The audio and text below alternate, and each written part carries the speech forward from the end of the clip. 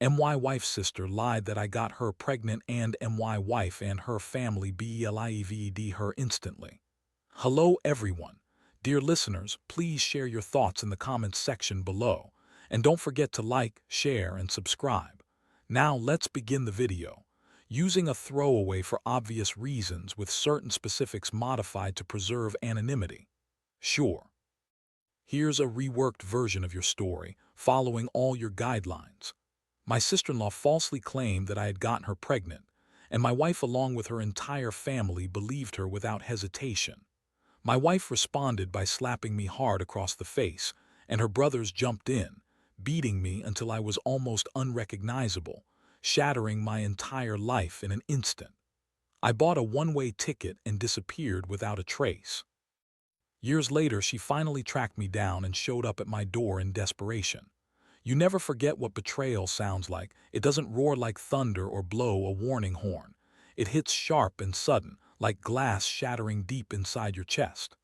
That day began just like any other. I was in the kitchen, half listening to the radio, swirling a spoon through my coffee as the morning sunlight streamed in through the window. I had just come back from the store with some fresh bread and almond milk, Tessa's favorite, and I was humming some old tune absent-mindedly, thinking life was simple and normal. Then everything changed in an instant. I heard the door open, and I assumed it was Tessa's sister stopping by again unannounced, as she often did. Had this way of walking into our house like she paid rent, rarely making eye contact with me, which I didn't mind. I tolerated her mainly for Tessa's sake, but that morning her energy felt off, different somehow, nervous and wide-eyed. Behind her was Tessa, her face already tense like she'd just been told someone had died. I turned slowly, coffee still warm in my hand, ready to greet her, but I didn't get the chance. Got me pregnant, just those 7 words, and her voice cracked as she said it, trembling like she was reciting lines from a terrible play. I froze, the world around me seeming to halt. I opened my mouth but no sound came out. I wasn't guilty, I simply couldn't process what was happening. My brain refused to accept that this was real. I thought it was some cruel joke. But Tessa didn't ask me anything or look for the truth in my eyes. Her face contorted in pure disgust, and without hesitation she slapped me across the cheek with such force that my head snapped to the side, and the mug I was holding slipped from my hand, breaking on the tile. I didn't even raise my hand to touch my face. I was too stunned. It wasn't even that it hurt.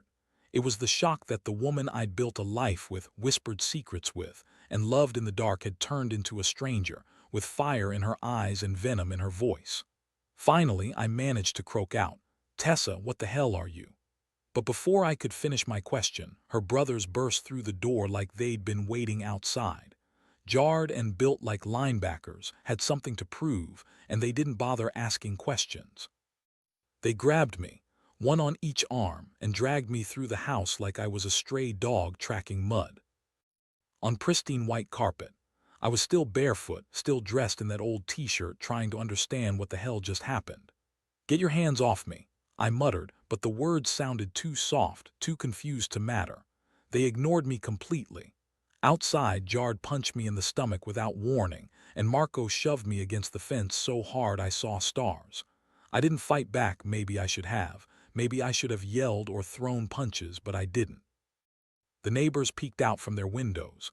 Someone across the street started filming with a phone just as Jarred spat on my feet and yelled, "You sick freak." My vision blurred, but not from pain.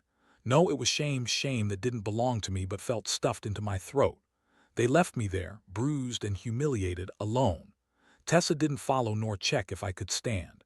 She just stood there in the doorway, arms crossed, her wedding ring still shining on her hand like it meant something. Her expression was a mixture of hurt and certainty, as if she'd already buried me mentally. I limped to the edge of the street and my phone buzzed nonstop with messages from people I hadn't spoken to in months, calls I didn't answer. I had no idea what I was supposed to say or what they wanted from me. A strange thought crossed my mind. My wife's sister accused me of something vile, and I'd already been tried, convicted, and sentenced, all before I even knew what was going on. Without a word, I went back inside, packed a bag, and left without saying goodbye or trying to explain. What was the point? They didn't want the truth. They wanted a villain, someone to blame and throw stones at, feeling righteous in the process. I had spent my life building a home, believing love meant security, but the truth was, as soon as it was easier to judge than to ask questions, people would turn on you. I looked down at the cracked mug on the floor, then at my trembling hands, blood smeared on my fingers from the broken ceramic or the punches. I wasn't sure, and honestly, it didn't matter. I showered, wrapped a towel around my ribs, and wrote one line on the bathroom mirror with soap. You didn't even ask. Then I left, no screaming, no grand exit, just a man with a bruised jaw and an empty heart walking out of what he thought was real.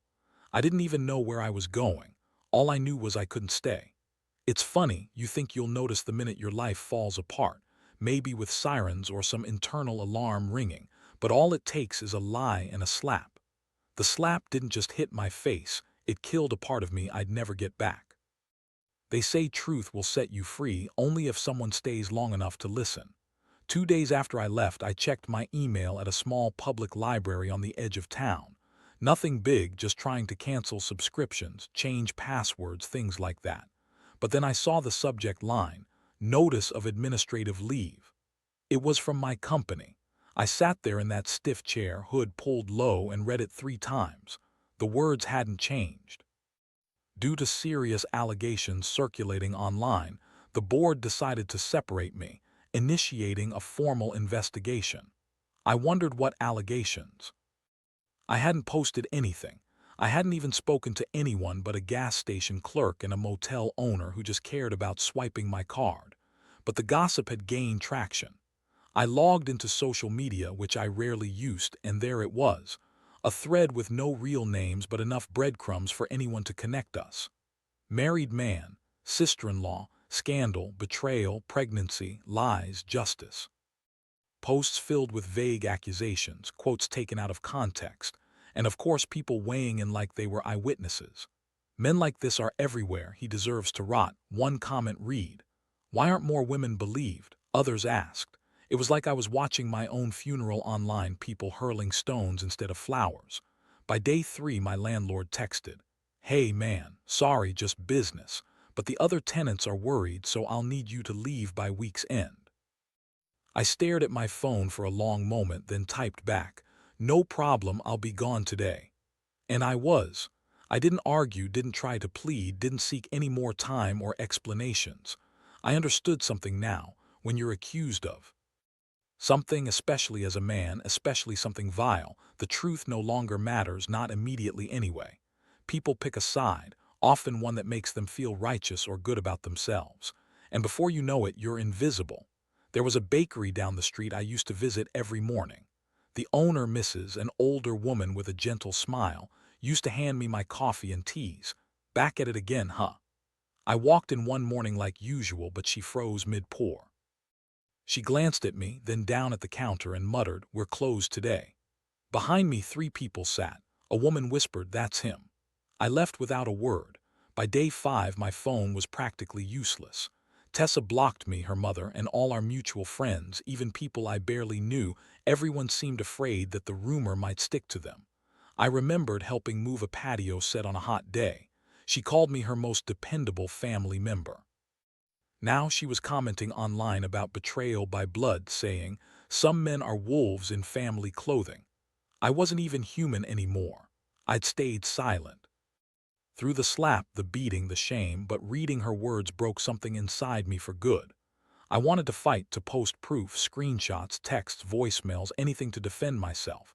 But I had nothing because the accusations were false. The incident she described never happened, and proof wasn't even necessary, not with lies this good. A college friend called that evening, one of the few who hadn't ghosted me. "Hey man," he said cautiously. "Did you really, you know?" I hung up before he finished. If someone that close to me for 10 years had to ask, I didn't want to hear anymore. I checked into a cheap motel near the city's edge, staring at the stained ceiling for hours. I kept thinking, how could one sentence destroy a man's entire life? I thought about all the moments I'd given to others. Showing up early to family dinners, fixing furniture for Tessa's cousin, helping install a bookshelf once when she was scrolling on her phone. Now I was just a ghost in everyone's memory, a nightmare version of myself they hated and forgot without guilt. There were no court dates, no justice, no trial, just a story rooted deep enough that it didn't need sunlight, only whispers that poison everything. It wasn't about justice. It was about judgment, about moral performance, about pretending to believe the woman instead of finding out what's true, and played her part well. I heard she was getting sympathy gifts, people calling her brave, her social media saying she was a survivor. I wanted to throw up.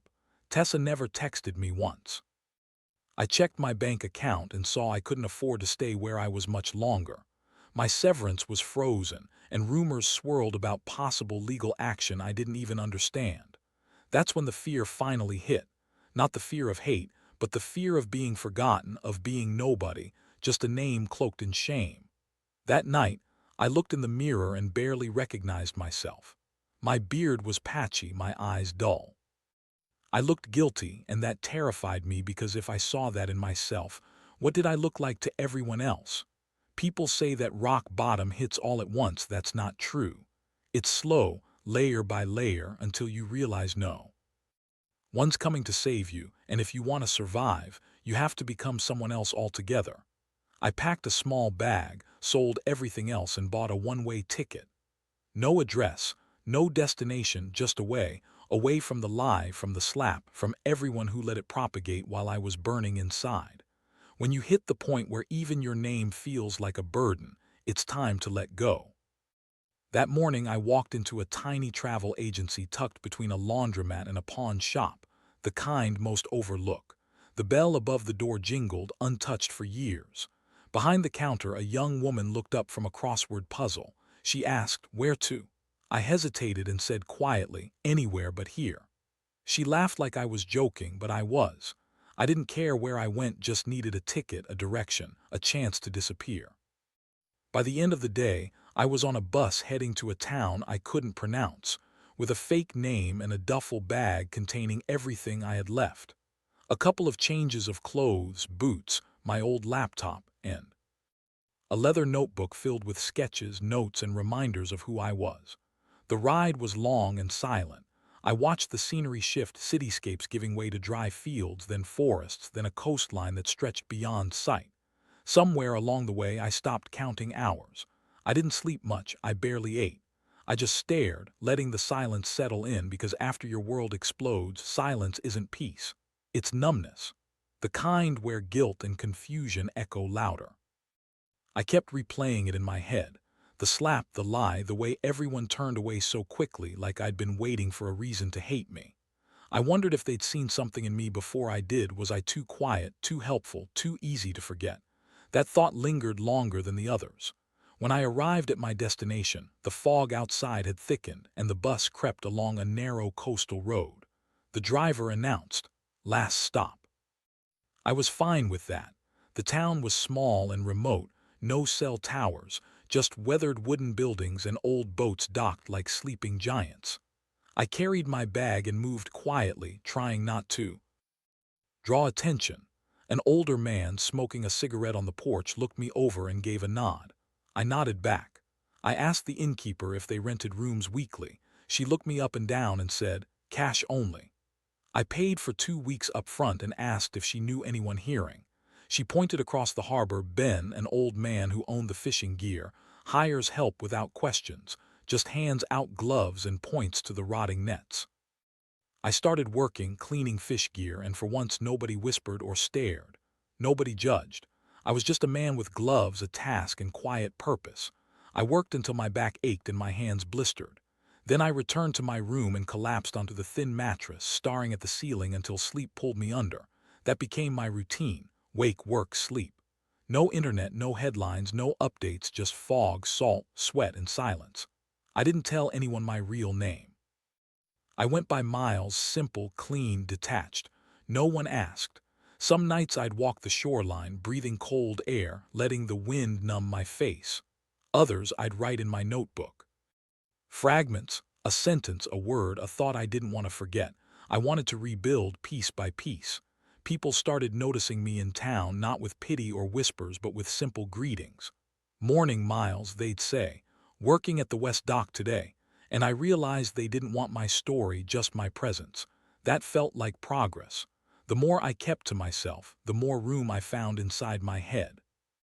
I began running every morning, just a few minutes at first, then half an hour, then 5 miles. The pain was good, it made sense. My lungs burned, my legs shook, but I chose that struggle with purpose. Over months, I started fixing things around town: gutters, sheds, boats.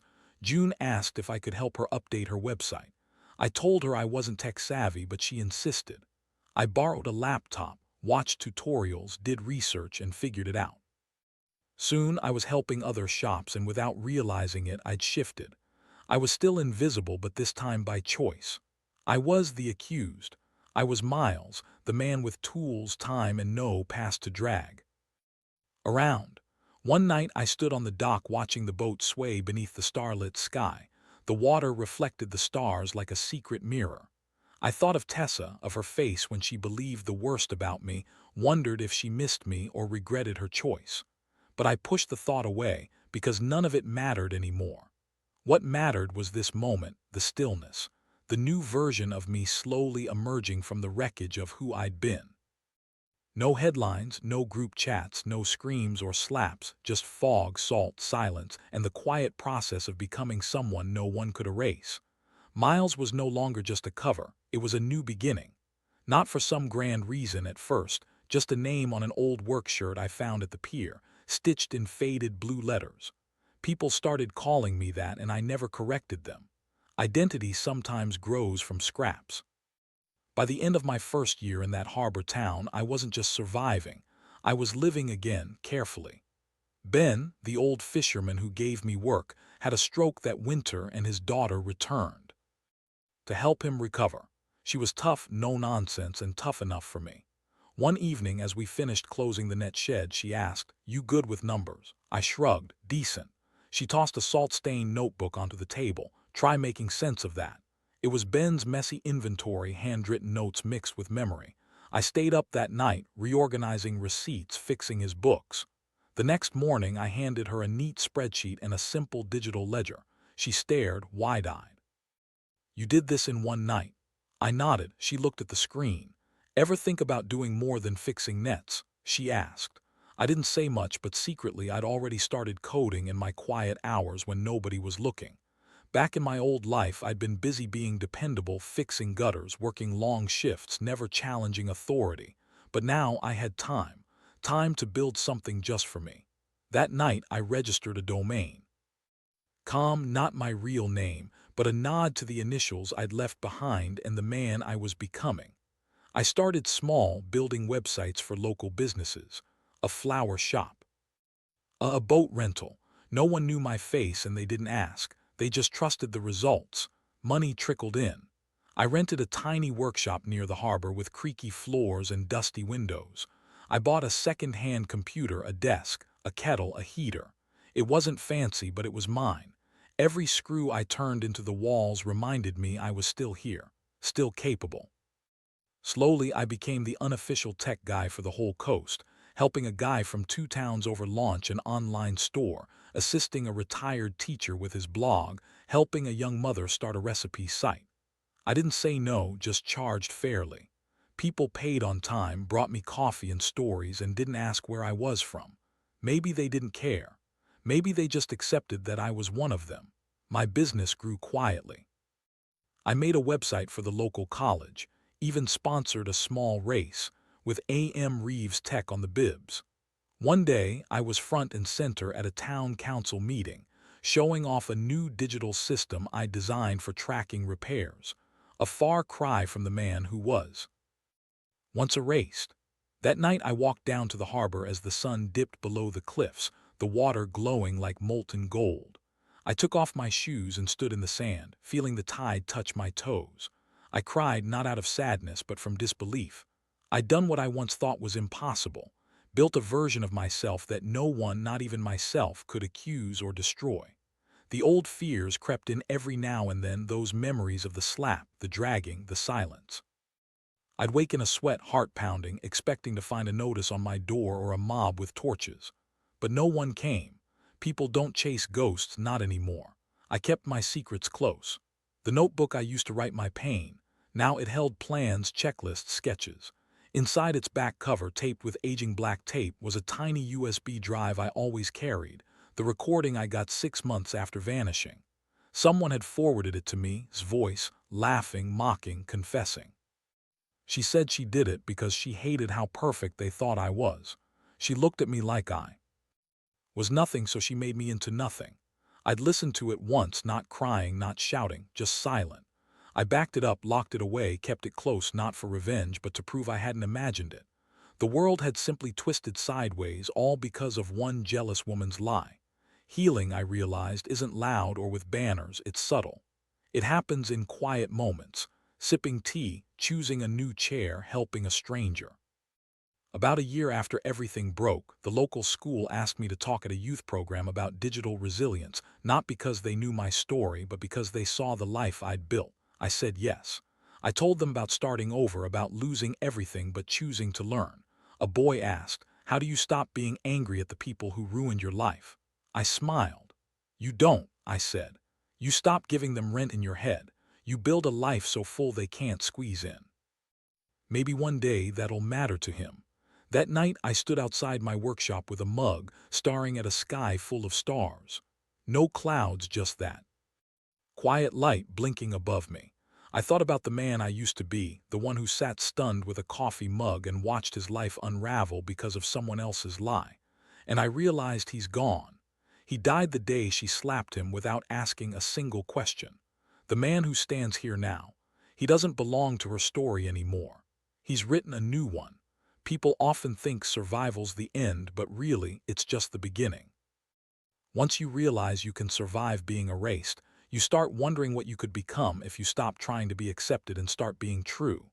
True to yourself, to your worth, to your voice. I stopped living for validation.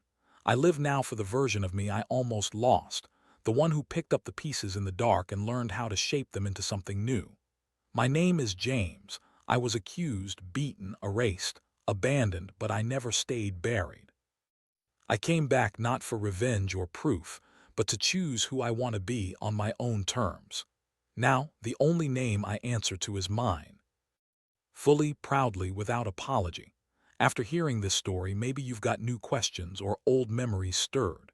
Every day, new stories unfold online, connecting us in this shared journey called life. We all try to understand the world in our own way. These stories remind us that life is messy, sometimes happy, sometimes sad, always learning. If you enjoyed this, share it with your friends. Your thoughts and feedback push us to do even better. Every story, every experience adds to our bigger picture. And just like these stories, life's journey is unique. You're invited to share your own if you like. Your experiences matter too. And if you like today's story, please leave a comment or follow for more. Your support keeps us going, and we aim to bring you stories that matter, stories that inspire, that challenge, that illuminate. Until next time, take care and stay curious. Would you like me to format it further, make it more concise, or adjust the tone?